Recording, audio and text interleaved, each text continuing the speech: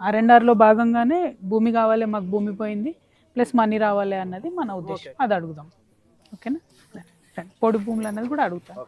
నవీనాచారెడ్డి ఇట్లా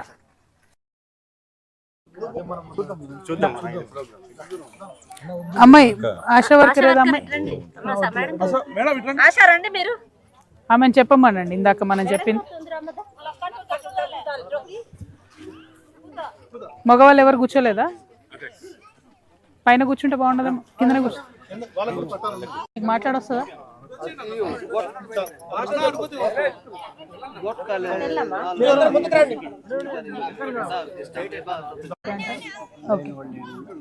ఓకే రవి ఇటు కూర్చో, ఇటు సైడ్ కూర్చో. ఏమవుతుంది అట్లా కూర్చోస్తుంది. మీరు మాట్లాడతారా? నేనే చెప్పను. తెలుగు అర్థమైద్దా అందరికి? మీరు ఒకసారి మీ భాషలో మీరు చెప్పండి. సింగరేణిలో భూములు పోయినాయి కదా, అందుకనే భూముల కోసం అడగడానికి వచ్చామని చెప్పండి. చెప్పిన తర్వాత నేను మాట్లాడతాను. మీరు నిలబడి చెప్పండి, ఏం కాదు.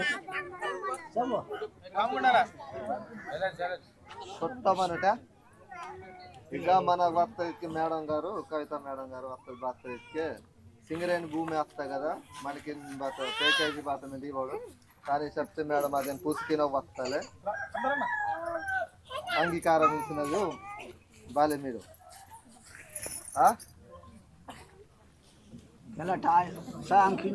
సాంకిన వస్త మున్నే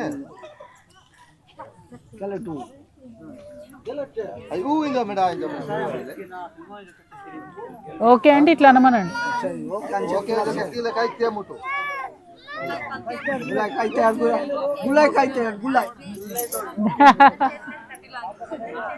మన భూమి హప్తా వాళ్ళకి మనకి నష్టపరిహారం సరిగా ఇవ్వదు ప్యాకేజీ. అది చెప్తే మేడం గారు స్వయంగా తనకే వస్తా కైతే వాళ్ళకి గొట్టమంటే ఇల్లు 4 జత గొట్టకి తన జగత ముందు బాలేవు.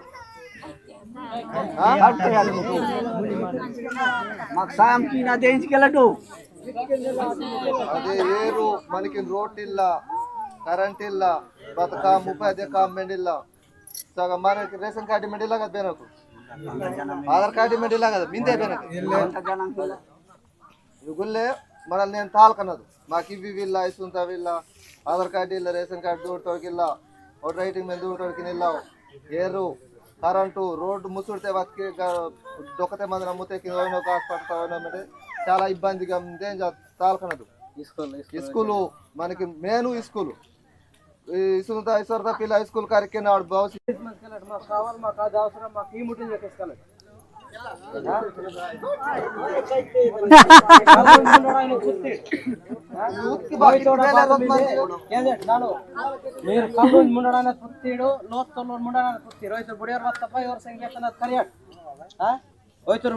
మనకి సాయం కినకు వస్తారు సాయిత బాతో మీరు తలకట్ తలకనకి తలకనదయ్యో మన పిల్ల నేను స్కూల్ దాని కసనే నేను వేలకెనే బుడే రాస్తారు దూరత మానే మన పిల్లకి స్కూల్ బుడే రాస్తారు మాట్లాడలేరు నేను సాల్ మేడం నేను మన పిల్లకి లోతు కప్పిన స్కూల్తా ఏది తేది కొట్టమే అయితనాదు పుట్టుకి పిల్లతో చుట్టూ పెరుసుకేపో కళ్ళుందన నేర్చుకుంటారు కళ్ళుందన అది నెంతదయ్యో పిల్లకి పొడకిన సారముడు స్కూల్లో మూడు స్కూల్ దానికి చూయింది స్కూల్కి గరి వాత రోడ్ వాత వెహికల్ నుంచి మనకు హాస్పిటల్ అర్జెంట్ ఎమర్జెన్సీ పత్రం బతికే దానికి నాకు కష్టం ఆయముతాయో ఆయమత ముసలి బతికారు మొత్తం బురదమైంది.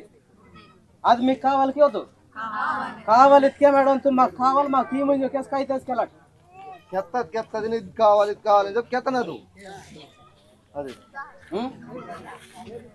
మీకు తినదయ్యో మాకన్నీ కావాలి కేసు మేడం తీసుకెళ్ళాలి కైతే మాకు కావాలి కైతే సౌకర్యం కావాలి కావాలి కావాలి కావాలి. జై తెలంగాణ కూర్చో. జై తెలంగాణ. తెలుగు కొంచెం అర్థమైంది అందరికీ?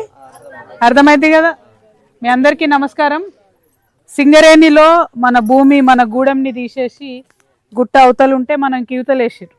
అంతకుముందు ఎవరికి వాళ్ళకు భూములు ఉండే మనిషికి 3 ఎకరాలు సాగు చేసుకున్నారు. కానీ సడన్గా తీసుకొచ్చి ఈ పక్కేసారు. సింగరేణిలో ఉన్న రూల్ ప్రకారం ఏంటంటే ఎవరిదైనా ఒక గుంట జాగా పోయినా కూడా సింగరేణిలో వాళ్ళకు ఒక పర్మనెంట్ ఉద్యోగం ఇవ్వాలి.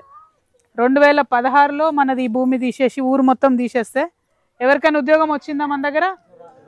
సింగరేణిలో ఉద్యోగం వచ్చిందా ఎవరికైనా? రాలే కదా. రాకపోతే ఇట్లా అంటారు ఒకసారి, రాలేదా? ఓకే, ఎవరికి రాలే. ఎవరికైనా భూమి పోయిన దానికి భూమి వచ్చిందా? మీకు అంతకుముందు మనిషికి 3 ఎకరాలు ఉండే ఎవరికైనా భూమి వచ్చిందా? రాలే కదా. కనీసం ఇక్కడికి మనం వచ్చి ఉన్న తర్వాత కరెంట్ లేదు, రోడ్డు లేదు, అడగంగా మొన్న స్కూల్ పెట్టిండ్రు, మళ్ళీ అది కూడా బంద్ చేసిండ్రు.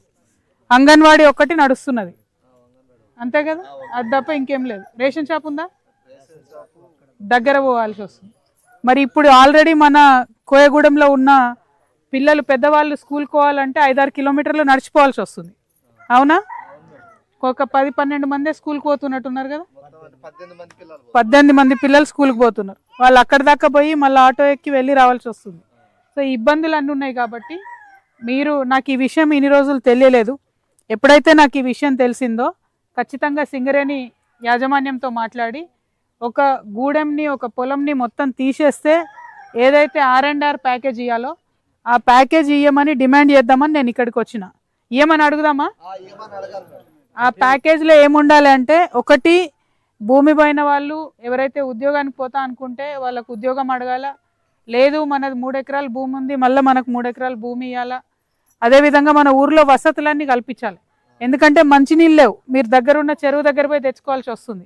అవునా? మంచినీళ్ళు లేకపోతే అందరికన్నా ఎక్కువ కష్టం మన ఆడవాళ్ళకే కదా. మగవాళ్ళు పోయి తేరు కదా నీళ్ళు, మనమే పోయి తెచ్చుకుంటాం కదా. సో నేను అనేది ఏంటంటే మంచినీళ్ళు ఖచ్చితంగా ఇవ్వమని అడుగుదాం ఒకటి, స్కూల్కి సంబంధించి అడుగుదాం ఒకటి. ఇవి కాకుండా మన తమ్ముడు అన్న, పెద్దన్న వీరన్న, బాబురావు అన్న, అట్లనే దేవ తమ్ముడు రవి, మరి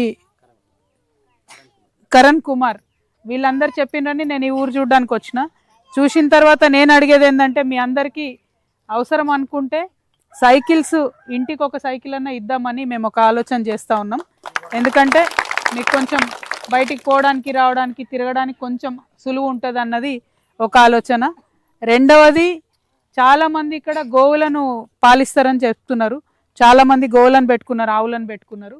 కొంతమందికి అసలు గోవులు లేవని చెప్తున్నారు, కొంతమందికి లేవు అంటున్నారు. సో మీరు ఇవ్వమంటే ఇంటికి 4 గోవులన్నా ఇస్తాం, లేదు లేని వాళ్ళకి ఇవ్వమంటే అట్లా కూడా ఇస్తాం. మీరు ఎట్లా చెప్తే అట్లా, ఊరు పెద్ద మనుషులు మీరు డిసైడ్ చేసి చెప్తే ప్రతి ఇంటికి కూడా కావాలంటే 4 ఆవులు ఇవ్వడానికి కూడా మేము సిద్ధంగా ఉన్నాం. అవన్నీ అరేంజ్మెంట్స్ తప్పకుండా తొందరలోనే చేస్తాం. వీటితో పాటు మంచినీళ్ళు చాలా ఇంపార్టెంట్ మనకు. మంచినీళ్ళు గవర్నమెంట్తో కొట్లాడి మనకు మంచినీళ్ళు వచ్చేటట్టు చేస్తాం. అది ఎట్లా చేస్తాం? ఇంత అడవిలో మరి లైన్ వేయగలుగుతారా లేదా చూసుకొని, లేదంటే బోర్ వేసుకోవడానికి పర్మిషన్ కోసము ఫారెస్ట్ డిపార్ట్మెంట్తో మాత్రం ఇవాళ మాట్లాడతాం. మెయిన్గా నీళ్లు రావాలి అని ఉన్నది నాకు, వాటి కోసం ప్రయత్నం చేస్తాం. ఇంకా ఏమైనా మర్చిపోయినా? నేను అన్నీ చెప్పినా అంతేనా తమ్ముడు? ఇంకేమైనా మర్చిపోయినా? అంతేనా? ఎవరికైనా కావాలంటే మీరు ఒకసారి లిస్ట్ ఇచ్చేసేయండి. రవి ఉన్నాడు, అన్న ఉన్నాడు, వీళ్ళందరికీ కలిసి ఒక లిస్ట్ ఇస్తే ఆవులకు సంబంధించి అయినా, సైకిల్స్కి సంబంధించి అయినా, ఇంకా స్కూల్కి వెళ్ళే పిల్లలకి ఇంకేమైనా అవసరాలు ఉంటే కూడా చెప్పండి. పుస్తకాలు అయినా సరే, డ్రెస్లు అయినా సరే, అవి కూడా అరేంజ్ చేస్తాం. అందులో ఏమి ఇబ్బంది ఏం లేదు. వాటి కోసం మీరు చెప్పండి నాకు, ప్రయత్నం చేసి. ఇంకేమన్నా ఉందా?